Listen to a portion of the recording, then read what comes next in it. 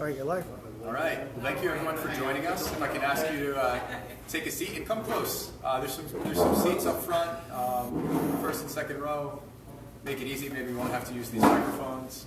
And thank you for joining us on Facebook Live. If you're with us online, this is StackSource hosting a spotlight on co-living. We're live from Newark, New Jersey.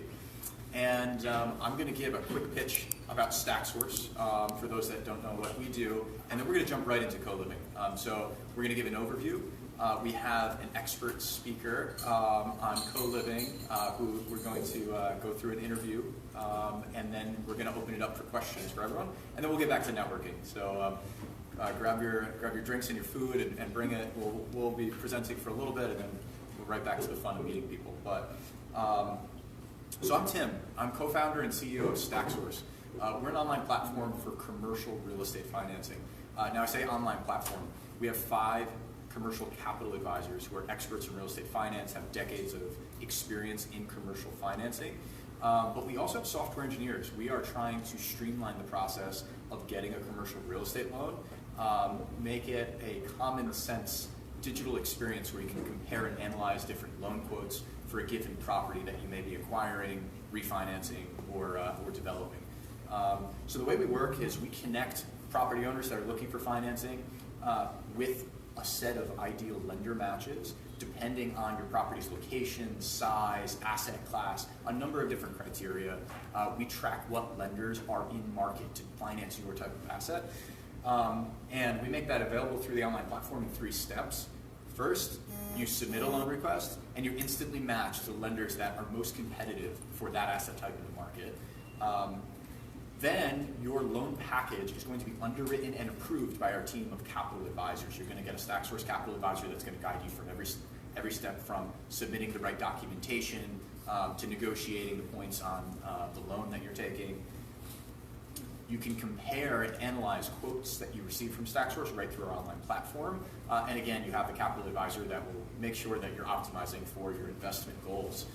We have 5 capital advisors across the country in 4 locations. We're in New York, we are in Atlanta, Chicago, and we just launched LA. But we're here to talk about cranberries.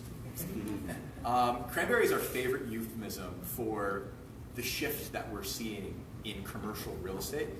We used to be able to say there were 5 major asset classes in commercial real estate, and one of them was hospitality, a place that you go and you'd rent a room, and they would take care of you. Everything from the food that you order to making sure that there's internet and entertainment and services and everything that you want in a very high service, high touch environment. But that idea of hospitality, we call it a cranberry because just like cran apple juice and raspberry cran juice, and I was actually just drinking cran mango, it mixes and it gets into everything. Hospitality is getting into everything. We've seen that with co-working spaces. WeWork, if anybody's heard of them, they actually just announced that they're going to go public. They are bringing that high touch, high service idea into what used to be, hey, rent this floor plate from a landlord for 10 years. And still is for companies that want to manage that space and build it out and take care of it themselves. But for many companies that don't want that, it's a high touch, high service environment. Tonight we're talking about co-living, which is our cranberry cocktail of multifamily. 3 traditional flavors of multifamily. Straight market rent multifamily, meaning you rent an apartment. So we have apartments. We have student housing. So this is dorms. This is a more high service than your typical apartment because they will turn the internet on for you. They may find you roommates, and there's the affiliation with the events going on in campus and all of this in student housing. And there's also been senior housing, which is the most high touch because they're actually may give you medical care and nurses and services that are related to your family. And we have a major 4th category arising, which we call co-living. That may be because we had co-working and now co-living was an easy moniker. Maybe we'll ask our speaker Sterling about where the term co-living came from, if he even knows. But we have co-living, and this is most similar to apartments, but a higher touch, higher service model. Because after all, what is an apartment really? Is it the fact that we have some walls and some outlets and a kitchen and a bathroom, which is required, and we're going to rent it to somebody? Or can the idea of an apartment be, we have these amenities, we have a kitchen and a bathroom, but why can't we add furniture and turn the internet on and give you flexibility in your lease so you can move from one location to another? There are several smaller flavors that are arising, but the idea is renting by the room and not giving you all the traditional space of an apartment, but actually giving you more service and making it easier to move in. This is turnkey apartment living. So the math, why would this happen? Wouldn't somebody prefer a larger apartment? Wouldn't they prefer to have their own kitchen and bathroom and not have to deal with these strangers that they're living with? Well, maybe. There's something to be said for the community aspect, which is a millennial thing that we have Uber that just went public, and you hop in some stranger's car to get you somewhere, and there's something to be said there. But the primary driver may actually just be economic. If we have a multifamily unit, a multifamily property with 10 units, let's say it's collecting $250,000 a year in rent, and it's paying $100,000 in expenses. So you're making $150,000 owning that multifamily property, putting debt aside. We do love debt, but unlevered return of $150,000. With a co-living setup, we're actually going to collect less rent from each renter because they're renting a room rather than a full apartment, and they're getting less space. So we found that in New York, Brooklyn, Manhattan, and a couple locations in Queens, in our research, it's been on average 21% lower than market rent for a studio apartment. You're also adding expenses. You're doing the internet. You are stocking the kitchens with supplies. You're doing more for the tenants, so your expenses are 20% higher. Why would you ever do this? Collecting less rent per person and adding more expenses? The reason for the owner of real estate is density, because you're packing more people in that same space. So if you have a 60% increase in density, even though you're losing the 220s, the math works out that you're increasing the NOI in the property by 30%. And that's why, from an owner's perspective, this is becoming a really interesting investment play. And everybody here is in real estate, and we're talking about co-living as an investment. This is getting huge in Brooklyn. It's spreading into Manhattan. There are a couple of locations in Queens. There is a co-living development in the works in Newark, where we are here. But we think this is primed for a national expansion in any market where the economics work out. There are more brands than this working on the concept and expanding, but these are 4 that have raised serious venture capital to expand this model. Common has 30 locations. They've raised over $60 million in VC cash. You'll only see one other brand here that's raised more, but that brand has been live in Europe and very successful there for a while, and now is coming to the US and spending major dollars to do it in quarters. And we've seen several companies that are trying to aggressively expand. Now, these brands don't necessarily own the building. Some of them might, but just like WeWork is your experience of an office building, these brands are your experience of an apartment. Now with that, that's an introduction to co-living. I want to bring up somebody that is much more well-versed in the actual deals. He's done a lot of co-living deals, and he was the first employee at Common Co-Living, and now turned co-living and multifamily investor in his own right. So I'd like to welcome up Sterling Jawitz.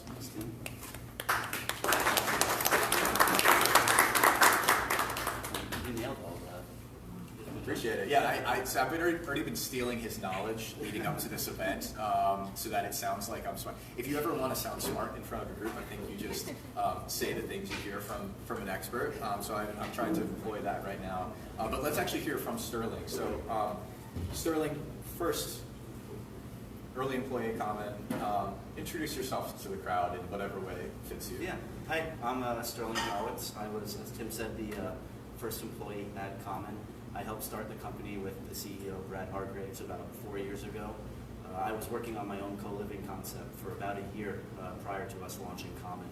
And I was introduced through a mutual friend. We can get more into that later about how I met Brad.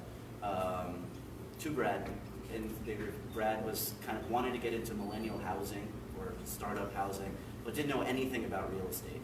And my background was real estate acquisitions and development. And I was approaching the co-living space from a real estate owner and developer side, and he was approaching it from a startup brand marketing side, which I knew nothing about. And so we were introduced, we were told, get together, you might be competitors, you might end up finding some synergies, and so we got lunch. It was March 22nd of 2015, and we walked out of that lunch business partners.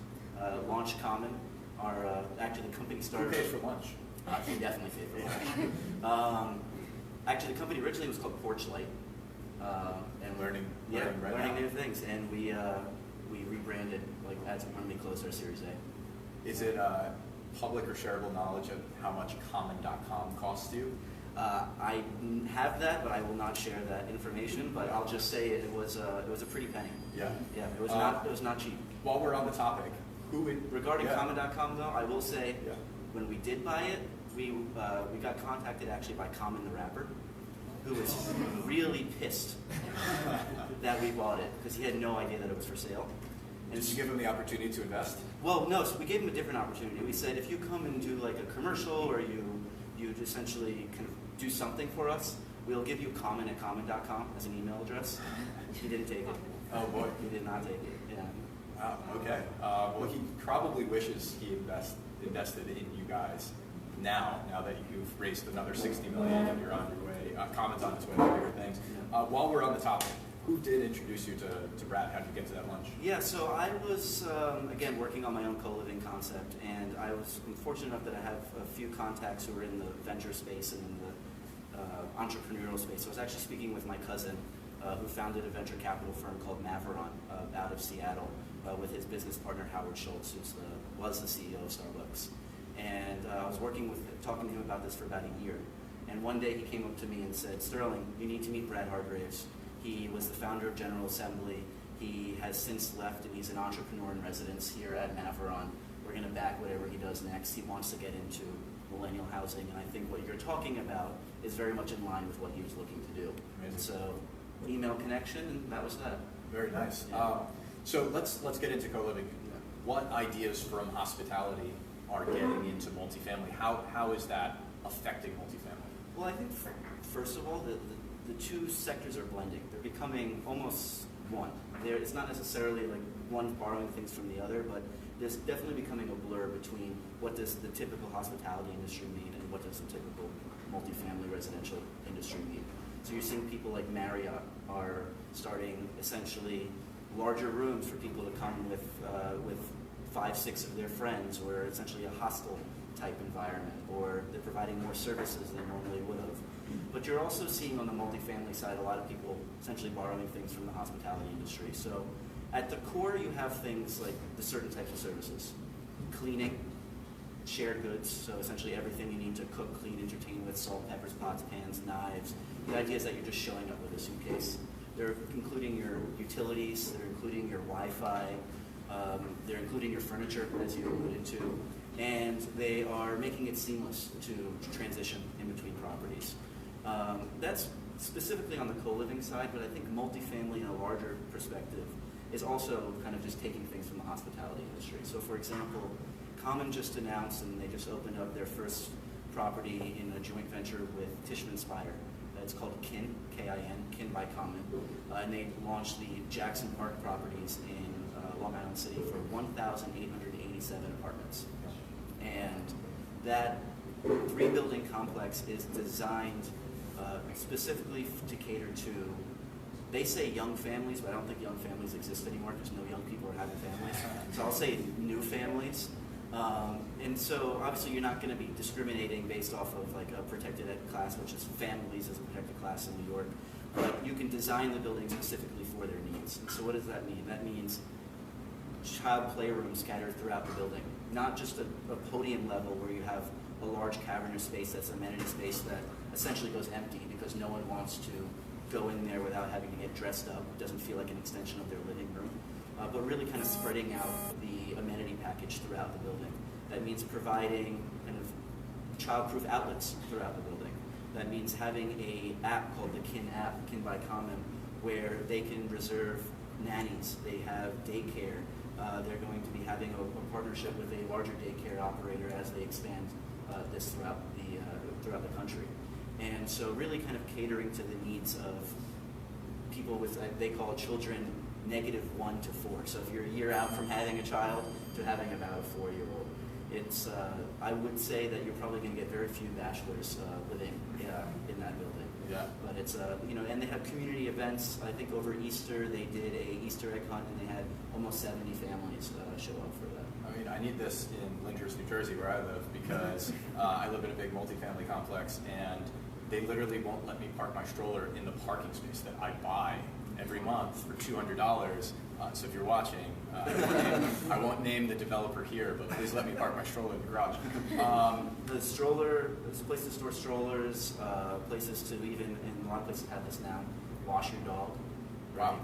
Wow. Just so you don't have to bring the dog into your apartment, into the bathroom, and kind of go deal with it in the tub, but having a place that's dedicated in the lobby or in the back of the lobby to kind of take care of all those needs. Yeah.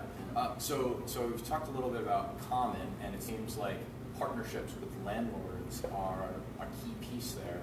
Why don't landlords do these things without one of the brands that we showed? Why can't a big real estate developer create a co-living development without one of these front-facing brands? The simple answer is it's really freaking hard. Okay. Yeah, it's the nuances that go with providing what you need to run a building for co-living is not the business that these real estate developers and investors are in. Typical property management, they're outsourcing that anyways. Now you want to layer on community events, cleaning, providing the Wi-Fi, and having some level of brand. Yeah. It's just not their business. Right. Having also kind of a brand that they can rely on will help drive people to their building. Right? They're not having to go out and essentially on their own find roommates to go and fill these spaces. For example, at Common, you're showing up by yourself with a suitcase. If you have 3 friends who are moving same time, want to move to the same area, have a similar budget, it is more cost effective to go and get yourself your own 3 or 4 bedroom apartment. What co-living is great for is people who are showing up by themselves. And typical landlords don't have really the ability to market to people who are looking for that specifically. Right. So it's just not the business that they're in. And also having that brand backing up the property, it honestly opens up the top of the funnel from a marketing and leasing perspective. Wow. Is there a big waiting list to get into a common location today? So the concept of a wait list is difficult because when people apply to move, they're looking to move, right? Yeah. So having a wait list where you're like, look, I'm not going to have a bedroom open for 4 months. Well, they don't have 4 months to wait. Right? So it really comes down to scale, making sure that you can keep growing. Yeah. But I do know that Common today, actually was speaking to someone, the CFO there earlier today, and they're getting about 5,000 applications per week. Wow. And that's only Common. So just to think about the size of the market, there are multiple operators out there. If Common's getting 5,000 applications a week, we're talking a massive, massive part of the population. Should we be expecting super towers of co-living in New York City?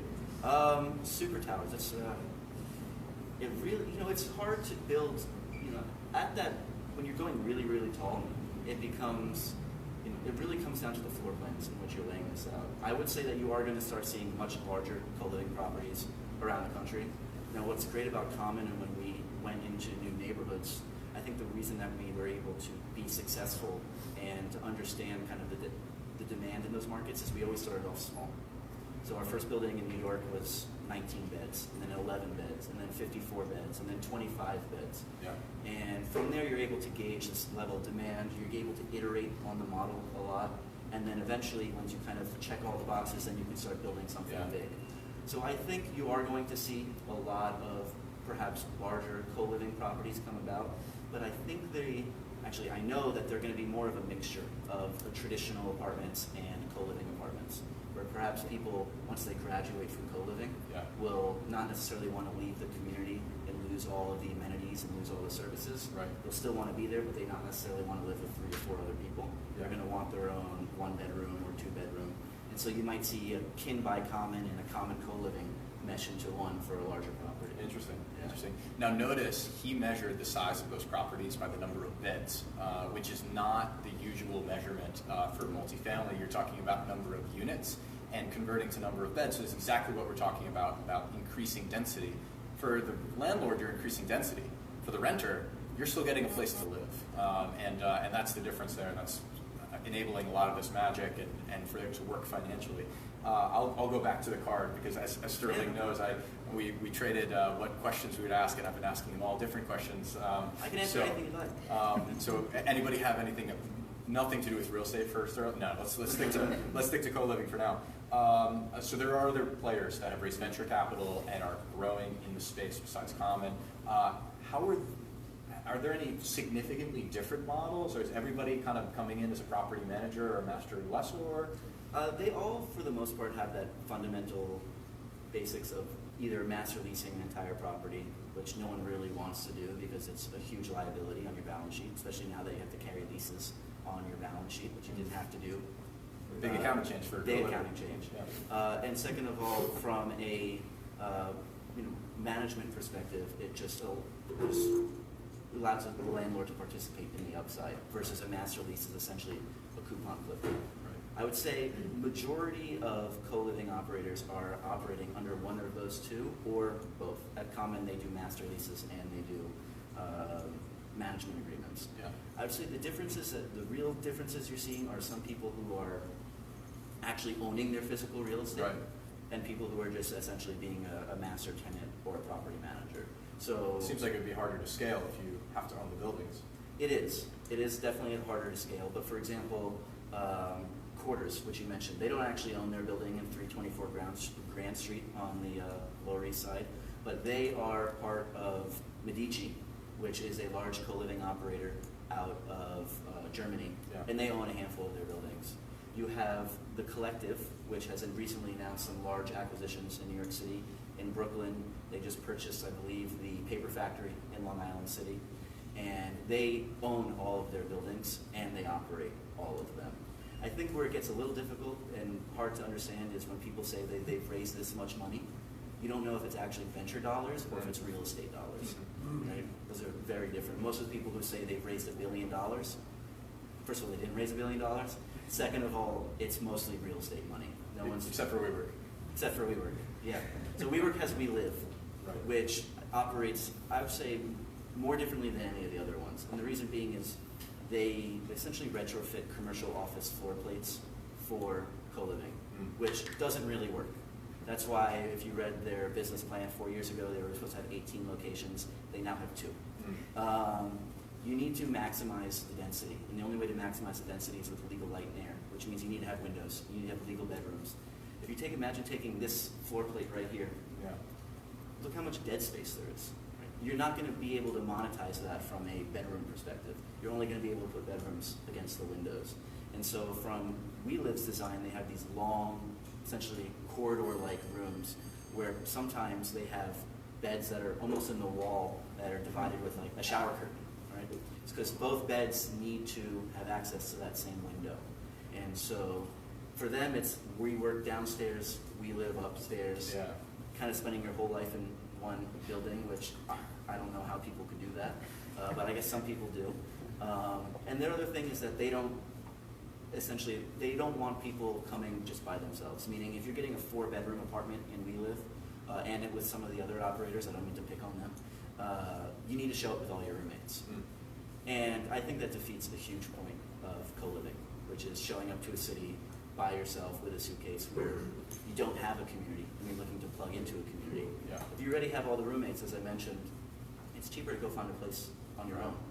You know? Right. Very cool. Speaking of that demand for community, how big is that? How big a driver is that versus just the plain affordability of the apartment? It's a great question. So community and convenience, so providing all of the services and then providing everything you need to is great. But honestly, this, in the end of the day, the demand is for workforce housing. If you want to think about the top of the funnel and from a marketing perspective and who is looking to live in co-living, people like the services that you're providing, they like that access to community, but in the end of the day, 9 out of 10 of them, it's an affordability play. Yeah. It's how can I get a bedroom in a top tier city with all these services provided at essentially under $1,500 a month. Yeah. Once you get something with a 2 in front of it, the top of the funnel narrows tremendously, and then you get sticker shock. and you're going to be competing with other traditional market rate multifamily properties that are out there. Right. So really, it comes down to an affordability standpoint. The 9 out of 10 people who are applying to live in co-living, it's for the price point. Very cool. So let's talk more about market demands then. We showed the map. There's a lot of co-living spots in Brooklyn, Manhattan, starting to leak into New Jersey, starting to leak into Queens. This is all New York. I mean, there's co-living in San Francisco, there's co-living in LA. There's not really co-living in Atlanta yet, or Charlotte. Or Common announced Atlanta like a month ago. Oh, well, we stand corrected. There will be co-living in Atlanta, but how do you gauge the demand for this type of product, this new type of product, in other major markets around the country? How do you look at a market and whether it's right for co-living? Well, you're studying the demographics. You're looking at what people are earning. You're looking at the cost of housing. You're looking at, are there a large amount of people who are living in that area where they're families, or are they young people who are moving there for their job? And then, at least as I mentioned, from Common's perspective, you start small. You test the market. You see how much demand is there for a 20-bedroom property, and then all of a sudden, if that works, you go big. Yeah. So they've announced a few projects in Miami. The first 2 that they're doing are smaller. They have a third one. It is, it's about 20 times the size of the smaller ones. Yeah. So co-living is far less than 1% of multifamily stock today. What's its ceiling? I have no idea. I don't think you're going to necessarily. You can really kind of measure a ceiling. I think, first of all, people have been living with roommates forever. People call co-living a new trend. It's not. People have been living with roommates since the beginning of time. Whether it's hutongs in China, kibbutzes in Israel, kibbutz, right. You have residential hotels, which essentially World War I in New York City, like the Astors and the Vanderbilts, lived in the plaza where they had their apartments upstairs. There's no kitchen in the apartments. Everyone ate downstairs in a large communal dining area. And then kind of people started moving out of the cities, and that went away. Look at Abraham Lincoln when he was traveling to run for president. He was living in a house with 12 other people. Co-living has always been around, and I think it's always going to stay around. I think what's new is adding this level of brand and service and amenities to it, right? And not just ad hoc on Craigslist. Honestly, I think the biggest competitor out there for most of the co-living operators is Craigslist, because that's where you're seeing a lot of the demand and a lot of the access to the properties. So I don't necessarily think there's a ceiling, right? As long as people still are looking to live in cities, there's an affordability issue. I think it's always going to be around. What I do think is that you're probably going to start seeing not necessarily 2 different asset classes of traditional multifamily and co-living. I think they're kind of going to become blended into one, where some of these larger multifamily projects are going to have a portion that are co-living. I don't necessarily think that you're going to see different cap rates. Today you do. You see cap rates that are slightly different for a co-living facility than you might for a traditional multifamily, and that spread is quite large. It can be anywhere from 100 to 250 basis point spread on a going-in yield. But I do see those converging, not necessarily co-living becoming its own asset class, right? But then becoming one. Right, okay. Now, you have a new venture that you have just started this year. Yep. It's called Visionary Capital, Visionary Partners. Visionary Partners. Yep. Who are the partners besides? So it's myself and a dear friend of mine, Sam, who actually was also at Common. And Sam ran all of Common's New York Tri-State expansion, essentially since the beginning. So we figured between the 2 of us, we pretty much know everything there is to do about co-living, from locations, operations, layouts, price points, where people need to be, commute times. And so we said, let's just take that as a weapon in our arsenal, go get deals done. I think we were both, both of our backgrounds are on the acquisitions and development side. Yeah. And with Common, it was more of an operating business. And I think we got to a point where we're like, okay, now that we have the operating business in place, let's actually use this and go sit on the other side of the table and actually be landlords. So we're closing in a month from tomorrow on a property in Bushwick where Common's taking the whole thing. Amazing. Yeah. Awesome. I have a good relationship with them. So yeah, it sounds like it. Very, very cool. So what's your vision for Visionary? So 2 things. One is, we're going to continue to buy, redevelop, do ground up, primarily multifamily projects. somewhere that kind of mix between multifamily and hospitality.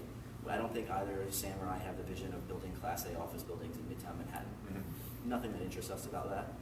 But using design, technology, to really drive superior returns to the real estate projects.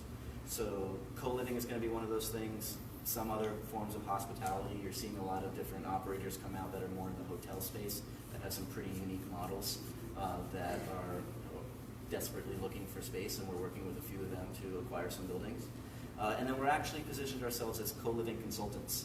So we are working with a few developers outside of the United States, throughout Southeast Asia and Latin America, to bring co-living there, and hopefully expand Common there as well, because again, we have a good relationship with them. Amazing. Yeah. Now, I'm guessing there are probably a few questions in the audience, but one last one for me, and I'm going to open you up to them. Yeah. What's one thing about Sterling Jawitz that would not show up on LinkedIn? Not show up on LinkedIn? Nothing to do with real estate. Well, this might show up on LinkedIn, but it has nothing to do with real estate. I read, write, speak fluent Chinese. I was born in London, but I lived in Hong Kong for 7 years and Shanghai for 4 years. I was a Chinese major in college, and yeah, I have that as a language skill. And I was a collegiate water polo player, even though I don't look like it. Now, can we go back through this whole thing, and you will give your answers in Chinese, and we'll broadcast to China, or yeah, we can do that. Though I don't know that they can get Facebook Live in China. So, no, they can't. So with that. Questions from our audience. I'm sorry we cannot take questions over Facebook tonight, but questions from the live audience? Yes, I have a question. Okay, so how do you get around, if you're starting off small, right? Like say for myself, I started off 6-bedroom, 2-bath. Yep. Right, and how do you get around, even though I lived there or whatever and I shared out the space, how do you get around the whole boarding house and rooming house law regulation? Yep. If you did decide to move out and you just wanted to scale up, like how do you do that with the city? So the first thing is, at least in New York, you can't do anything less than 30 days. Right? That's the issue with the Airbnb, and then you'll essentially be qualified as a hotel, and you have to pay hotel tax, and the property's not zoned for that. You can't do that. So at lease terms of a minimum 1 month. At Common, we launched month to month, thinking that that was going to be a great value prop. But we actually got the feedback that, well, not only did banks not like it, as you can imagine, as you can definitely imagine, but the people living there didn't like it. They were moving to New York to be part of a community and get to know their neighbor, and they didn't bother to get to know their neighbor if they were changing every 4 weeks. So 80% of the people who are living at Common are on 12-month leases. So that's, first of all, from just a duration standpoint. Second of all, from a legal standpoint, so for example, not creating new SROs, which you can do in New York, everyone's on one lease. And what's really unique, at least about Common, is that people are showing up at different times, at different price points, all on the same lease. And the only way Common's able to manage that without filling a room this size every day with paperwork on lease amendments and riders is a technology platform. So their inventory management, allowing them to see what's available, how's it going to become available, and also how that ties into executing leases, which everything is done online. Re-executing roommate agreements, everything is done online. And so at any point in time, Common can essentially hit print and have a fully executed lease for any unit with everyone's name on it, even though those people are showing up at different times, paying different amounts. I think the one thing that you have to be careful of with that is you're not specifically designating them a bedroom. In theory, once they're living in a common unit, if they wanted to talk to the person next to them and say, hey, do you want to switch rooms? They could do that. Now, they might be paying different amount, so if the bedrooms are different sizes, they probably don't want to do that. But in theory, they're on the lease for the unit, not for the bedroom. They're all technically joint and severally liable, but essentially, Common will not pursue them, or most operators won't pursue them as long as they give the operator the right to release the vacancy.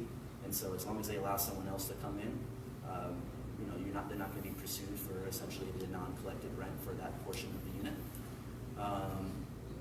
And then other thing about SRO law is don't put external locks on bedroom doors.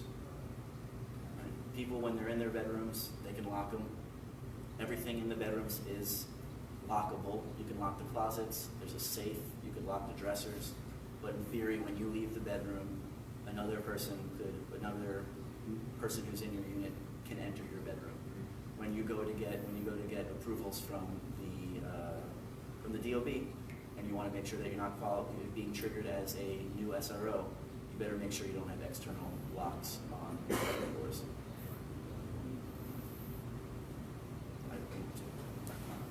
So my question is more for the customers than for any potential, well, actually, it is a question for potential investors. How do you deal with people who have complaints about bad roommates? I mean, that question's bound to come up eventually. It's part of the reasons I didn't dorm at this school to begin with and just decided to commute. Yes. I wanted to avoid the roommate problem. So how do you surmount that? So, great question. It does come up. Not everyone gets along. So first of all, the worst unit type for co-living, it's not co-living, it's 2-bedroom. You get one option, the other person. You don't get along with them, tough luck, right? 4, 5-bedroom apartments, or even 3, you might get along with 1 or 2 of them. You don't have to get along with everyone. I think it's about providing them flexibility. So first of all, Common took the perspective that, because you can't discriminate based off pretty much anything, that if they apply and they get screened, so criminal background checks, finance check, if they get approved, they can live in Common. It's easier to solve once they are in Common than trying to solve for it before they live in Common. You want that head in the bed, first of all. So you might find yourself living with people from all different walks of life, with all different professions, with all different passions, with all different sleeping styles. First of all, it's about kind of understanding what you're getting yourself into. Not everyone is the same. And then second of all, it's on the operator to allow them to have the tenant have a level of flexibility where if they don't get along with some of their roommates, they work with the operator like Common to move to a different unit within the building. Or if there's significant scale in that neighborhood, to be able to move them to a different building that might be better for their needs. You were... Well, before I even ask my question, I would definitely like to open it up to the room. Next week on Tuesday, the Forbes Opportunity Zone Summit is going to be held at the Newark Museum, and my company is an investment company here. We're cohort 6 of MVP, and we're co-hosting the cocktail party right here at 6 o'clock, so you guys are all welcome to come. We're going to be talking about a lot of same subject matter. But thank you so much for coming. I did have a question. The more I'm even just researching about this space, the more I see that people in general, right, are looking for more intimate shared spaces, right?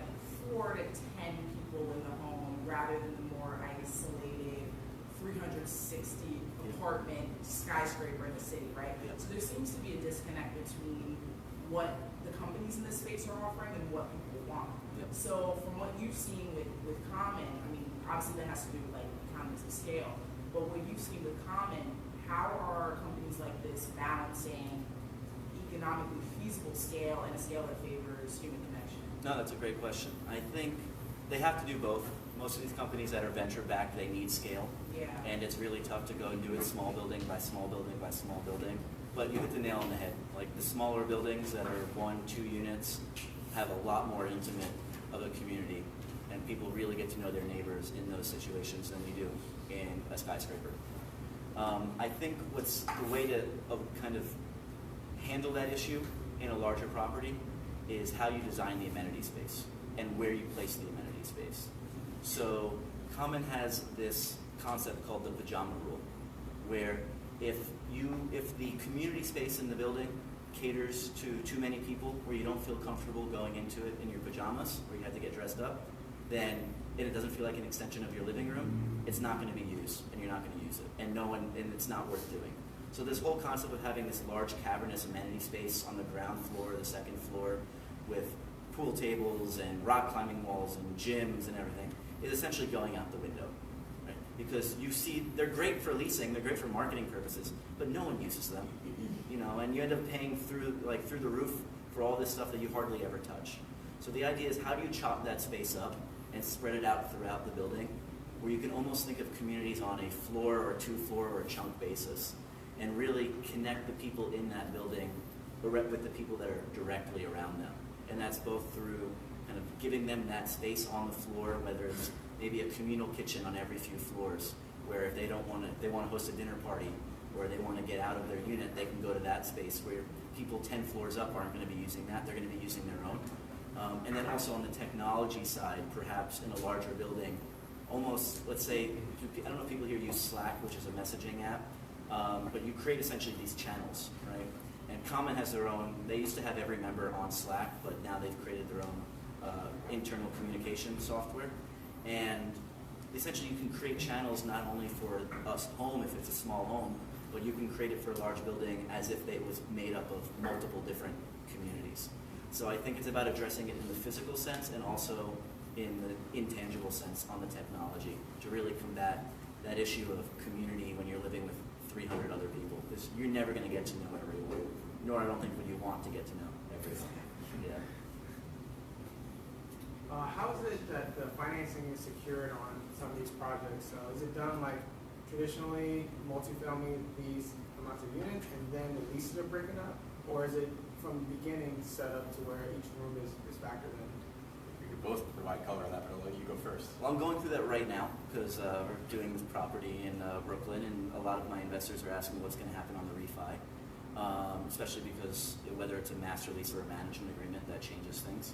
On a management agreement, it's pretty simple. It's like a traditional multifamily deal where essentially the co-living operator is just the property manager. Traditionally, or kind of with the version 1.0 of the management agreements was set up that there's a threshold net operating income where the landlord gets 100% of the cash flow outside of the management fee until that NOI is hit, and then there's some sort of participation above that. That was very difficult, one, to negotiate what that threshold should be with the landlord, and two, to get banks to understand what are they underwriting, what is the actual NOI, what are you getting at the end of the day, why do you have to share more of it with these operators. So you're seeing it kind of shift more to the co-living operators just taking, say, a 6 to a 7% property management fee and calling it a day. So under that scenario, it's just like getting financing for a traditional multifamily deal. Under master leases, it started off when first launching Common and we were signing master leases. It was difficult. You had to explain to banks what the hell you were doing. Like, why would people want to live like this, even though people have always lived like this? They're very, very, very conservative, and they don't like to go outside of their box. Right? I would say today, now that you're having a lot more operators in the space, a lot more properties that are becoming co-living, a lot more properties that have received financing, not construction financing, but permanent financing in the co-living space, it's becoming a lot easier to finance them. And essentially what they're doing is they're doing a capitalization rate on the NOI, and then sometimes maybe a lender would normally want you to maintain a 1.2 debt service. They might ask you to maintain a 1.25, and that's pretty much the only difference. Yeah, on the transitional side, if you're buying a multifamily and fitting it into a co-living, the good news there, especially for banks that may be conservative in their underwriting, is you've got the bones of straight market rent multifamily apartment complex, meaning if the co-living operator, maybe it's not Common and it's a middle tier, let's say that company busts, you can pretty easily convert that building back into market rate multifamily apartments, and so that's a downside protection for lenders. We have seen lenders that will kind of split the difference between what would the building's NOI be if it was just apartments, and what would the building's NOI be projected to be as co-living, and they'll split the difference there to kind of straddle and to hedge that bet. So certain lenders have been doing, but it's not brand new, especially in the New York area now. There's a track record. Many of these companies are raising venture capital, especially in the master lease situation. That's helpful. Anybody that's doing a master lease or a triple net lease in real estate, you're really underwriting the lessor, so the brands, right? So to stay away from jargon, they'd be underwriting, if Common is to master lease a building, they'd be underwriting Common. Is Common going to stick around? Are they going to keep managing this building? Is it going to keep operating like this? We've got over $60 million in venture capital now. It's not just an idea on a deck, but there's some track record there, so that's helpful. So financing, getting easier and easier for this. I would also say you're right about the comment of you're not necessarily always getting full credit for the increase in NOI that you would see compared to market rate traditional multifamily. I would say more and more banks are starting to lend on the actual NOI and not what it would have been in the event that if it was multifamily. But at the beginning, it was, what was your cash flow going to be if this was market rate, and we're going to lend on that. All that extra delta that you get, we're not going to be able to, finance that. Like that, you're see that change. The other thing is banks. We have some people when they're doing co-living, they're building 10, 12, 13 bedroom apartments and doing a bunch of them. From my perspective, wearing my new development hat, I would never do that. Your alternative situation is pretty bleak unless you're going to go out to, there's not many people who want a 13-bedroom apartment, right. And banks have no idea how to underwrite that. Right. So for our building that I'm doing in Bushwick, it's all 3 and 4 bedroom apartments, where that flies off the shelf under market rate any day anyways. And if I wanted to convert it to more traditional housing, all I would have to do is remove a wall between 2 of the bedrooms, and I have a pretty nice master bedroom, 2 children bedrooms, and just a much more marketable kind of traditional multifamily unit. Do you see a higher interest rate if you go for co-living versus the multifamily in the same kind of asset? I haven't seen that. I was looking to acquire a building in Harlem last month, and it was good co-living, and it was we were getting quoted 4.25, which is pretty attractive. If you're going to get hit, it's probably going to be on leverage because of what we're talking about. If they're going to underwrite the NOI to be something less than the true NOI, then they're going to do a cap rate or a debt service coverage based on that lower NOI, and you might not get the same leverage. But that's why you need stack source. We'll maybe negotiate a better loan for you. You might not get 75% loan to value, but you get 65, 70. 100%. Everybody watching gets 100% funding. Interesting, because your debt to service ratio will also differ in that scenario, but that's for the offline conversation. Thanks for sharing, guys. It's been great. My name is Yvonne. I actually resonate with both of you. I'm the co-founder of a real estate technology company called Synergy, and I run a micro VC firm as well. So my question is, from the technology standpoint, how much has that played a role in your evolution and maybe even some of the competitors? What was the early technology you guys needed to build? And, as Common is kind of growing to what it's become now, what are the things that, because of technology, that they're able to do now in the new view of co-living that they weren't able to do before? It's all about the technology, to be honest with you.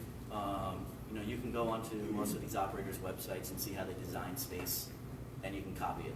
Actually, a lot of people do, right? And there's no rocket science behind building higher density units, right? If you can get the light and air, if you can get the torque, it's pretty self-explanatory.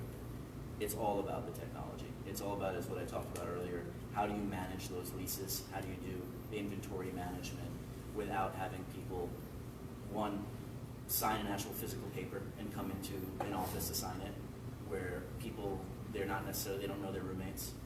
You have about 40 to 45% of people who are now living in common sign their lease without ever stepping foot into their unit. They're doing 3D tours, right, online from the other side of the world. So from the tenant's perspective, all of the community management, all of the messaging, all of that is very integral to kind of making common what it is. And then you couple that in with the accounting, and then you give a complete package to the landlords. So there's a huge technology component to the landlords as well, where they have insight into their buildings, on almost a day-to-day basis of exactly what their operating expenses are, what the revenues are like, who's living there, what are they paying, where in the past you had to contact your property manager, and they probably didn't even know who was living in the building, and they were just kind of just hoping that things would go according to plan. And so I would say, more than anything, it's about the technology. And Common, from experience, I know has been approached by other property managers and landlords to essentially license out their inventory management and leasing platform because it's unparalleled. We have time for one, maybe 2 questions if they're quick. No? All right. Casey, right? So like 2 years ago, Medici was raising like $2 million just getting started. Now they got committed like $3 billion, right? Yeah. So for what I understand, them companies like Domos in Atlanta really at the forefront. And I see a lot of people in this room, and I like to be honest and transparent. Like co-living is the way a lot of us have been living unofficially, right? Like you don't have money to buy your house, no money to have to buy an apartment. You got to share your resources. So talk to us about specifically what co-living can really do for people of color in communities like this, which traditionally struggle and have a lot of income disparities. And how do you see this really ameliorating some of the conditions and creating community and home ownership? Like how can co-living really be a vehicle to help people like us, which is a lot of diverse people, but don't necessarily know and aren't necessarily as connected as like the Medici Group or the Winter Family Office to really be in a position to shape the forefront of it? That's a great question. So, first of all, co-living in itself, obviously, as I mentioned, is a lot about the affordability play. So being able to save money on rent so you can put money away in the bank is a great first step to home ownership. Second of all, there are a lot of programs out there where if you're a first-time home buyer, you can go out and you can borrow 90% of your purchase price. And if you go out and you go to one of these co-living operators that are a small operator, you can get a master lease from them for the entire building. Right? Now all of a sudden, the bank is not necessarily underwriting you and your ability to manage the building. They're underwriting the operator. And so all of a sudden you can go and buy a 3-family brownstone, live in one of the units for 10% down, have the co-living company lease the other 2, right? And it makes it a really easy way to kind of get kick-started into home ownership. I would say a third thing that hasn't happened yet, but I think will happen, is this concept of fractional ownership. Right. The idea of a tenant in common, or being able to actually own an interest in the property or in a piece of the unit without owning the entire unit. Preach. And I do think co-living operators are going to go there, where you're going to have an ability to essentially purchase a bedroom rather than purchase an entire unit and start building equity that way. I love that. That's amazing. So if y'all don't know me, my name is Prez. I'm here working with this guy, Tim. Great guy, great brother, great man with great values in terms of helping expand the universe of affordable housing. I firmly believe that co-living is a way that, for honest, we all lived that. A lot of us have lived for a period of time of our lives when we weren't able to have our own. But now, as we organize this industry and these verticals around it, I'm passionate about expanding that. We are including, we're optimizing these opportunities from which to not only improve our living conditions, but create multi-generational wealth. As real estate is one of the few asset classes that has historically been an entryway for people like us to create wealth. So grateful with him having this, and also inviting everybody next Tuesday. We have the after party for the Forbes Opportunity Zone Summit. Hope to see a lot of you guys come here and be included in the discussion and keep it going, and hope to connect with you as well. And anybody has any questions, and Tim's a solid guy, and you can connect with me if you want to help be a part of the Stack Storage journey as well and get your projects financing with a great debt provider like Stack Storage. Well, that seems like the perfect note to end on. Thank you everyone who came.